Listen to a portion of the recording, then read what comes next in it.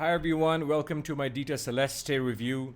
So I have reviewed cables in the past, but this one is special because this cable actually caught my imagination and my fancy when I first listened to this at CanJam Singapore, along with the Dita Perpetua.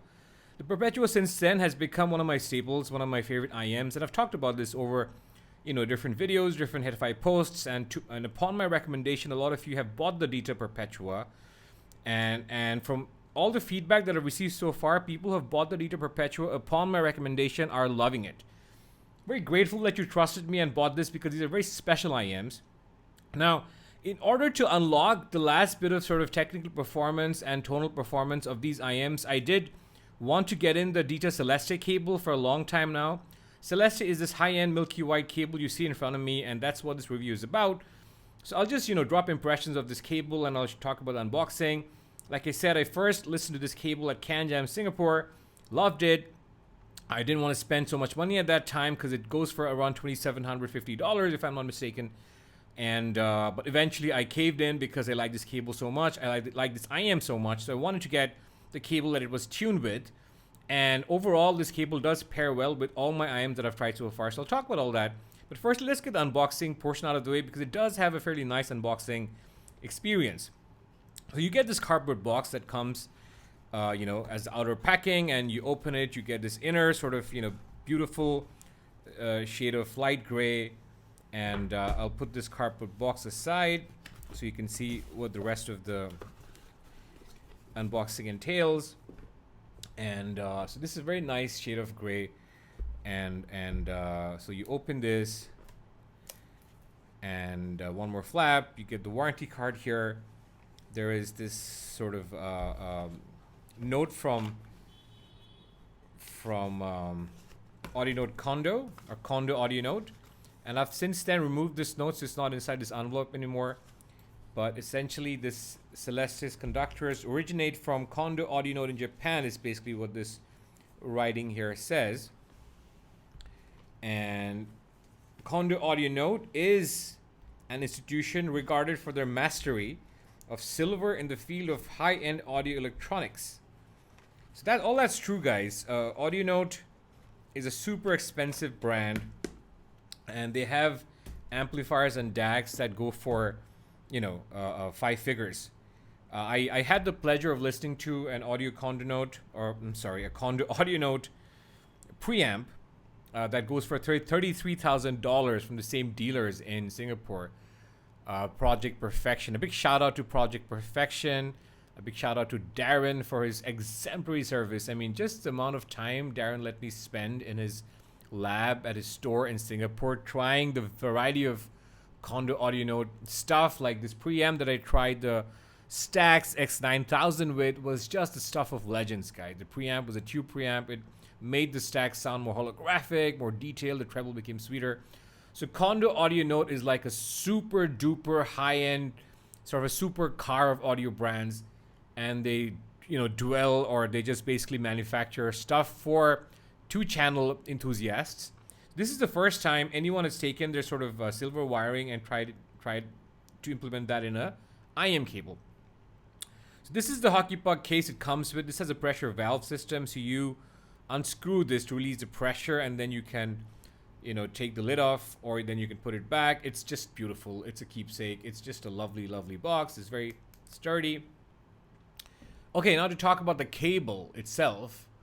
So cables, in a way, don't have a sound, but they do, because they do impart flavors to the sonic performance. And I don't want to get into half-baked science theories with any of you. So if a lot of you think it's snake oil, and I do think that a lot of cables are essentially, a lot of cable manufacturers can be scamsters.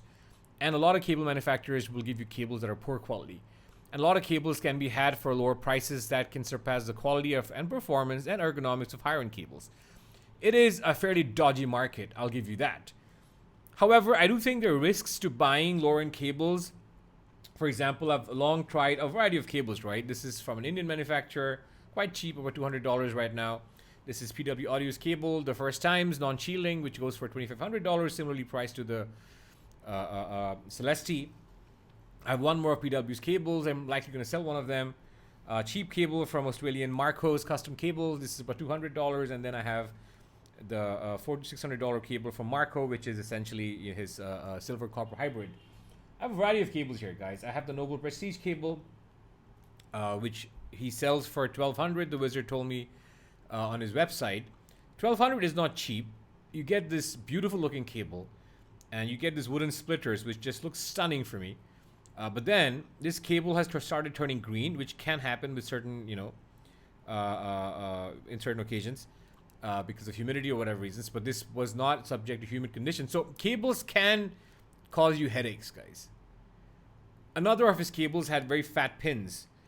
Even this cable has very fat pins, which is for now pairing well with the XT6. But with some IEMs, these fat pins can damage your, IEM shells. So it hasn't damaged my XT6 because this is not the fattest of his pins. This is fine. This is pretty standard. But you have to be careful with cables, I think.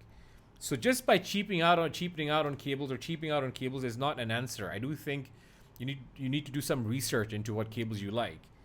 Marco's cables are pretty decent, and I'll drop a review for them. For the price especially. I think they're very good for the price, in fact. But if you want to play in the high end, I mean, this is sort of the high end, right? $2,500. Cables, by the way, can get even more expensive for IEMs.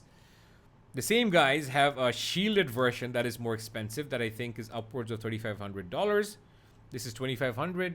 They also have an Orpheus cable, which is like their flagship cable, which is around $6,000. So cables can get ridiculously expensive.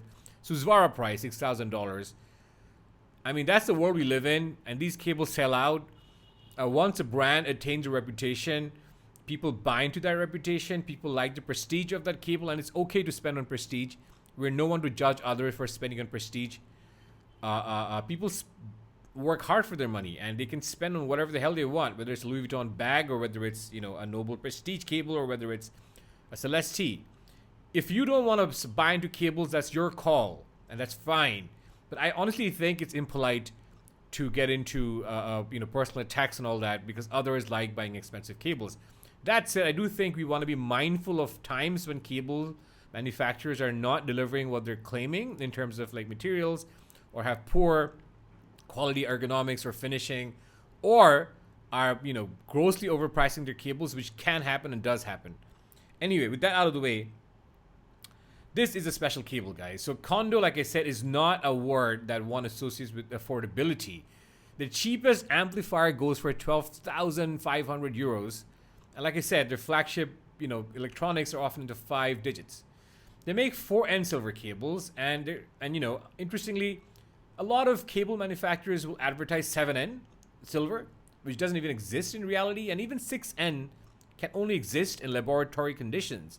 So Kondo does not take part in any false marketing, and you get a 4N cable, which is what it is. It is a beautiful cable. I love the sort of milky white finish. This braiding is it's pretty. It's a thick boy. It's a thick cable, so you're not going to be able to sort of wrap it around your fingers or put it in a tiny container. It will take up some space because as you can see, it's got some thickness. It's not the most supple, but I can live with that given the quality that I get. So a lot of high-end cables even for headphones, which is a universe that I'm very acquainted with, right? Whether it is the double helix cables or whether it is the superconductor cables from JPS, are fairly unergonomic. I wouldn't say the Celeste is unergonomic. I would say that it's fairly ergonomic because I can still wrap it and coil it like you're seeing. I do have to use a cable pin with it, and then it becomes more manageable. But it's fairly ergonomic is what I would say. These parts are slightly stiffer because they do go around your ears and you want them to have memory. So that's it for ergonomics. I love this splitter with the branded Celeste logo. I really like the connectors and everything. So overall, a fairly premium looking affair. Priced at $2,800, you can get this in MMCX or 2-pin. You've seen the very lavish packaging, fabric sheet. The white looks beautiful, as pristine as mother's milk is what I've written on my written review. It's a modular cable, guys, so you could change this plug out very easily. It's Dita's awesome plug system, and they were one of the very first cable manufacturers to come out with the system. And you can change the termination on the fly, which is wonderful. Now, for the sound, guys, this is a fairly natural, neutral sounding cable, which is very incisive in the bass. So the changes I perceive with the Perpetua, first and foremost, is that I feel like the mid-range becomes slightly wetter. This has an amazing mid-range, very natural, very Sennheiser-like, very wet, very soulful, very hearty mid-range. And I do feel that is accentuated by this cable. So the mid-range just, achieves slightly more clarity, more nuance, and you still get the emotion from mid-range. Treble extension is wonderful. So you do feel like it becomes slightly more airy. I wouldn't say brighter, but it does become more incisive with this cable. And then bass is tight, bass is punchy.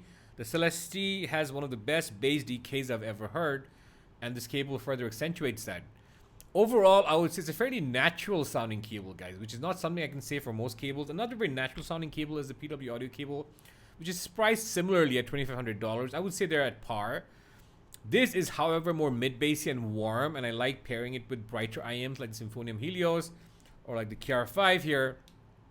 However, I would buy this cable for more warm IEMs because it does add some clarity to the upper mids. It does add some clarity to the notes. You just get a better sense of lower level signals, a better blackness of background, if I may. So this is something I'd pair with warmer IEMs. Overall, for a first time entry at the flagship level, this is a home run, guys.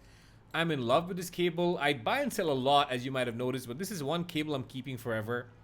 So that's it for me, guys. Lovely cable. Shout out to Darren of Dita. I highly recommend this cable at $2,800 even. And I mean, that's the price you pay for quality and craftsmanship, the heritage of Kondo, and all that. And of course, the brand of Kondo. Wonderful cables. Thank you for watching, and I'll see you in my next one. Bye-bye.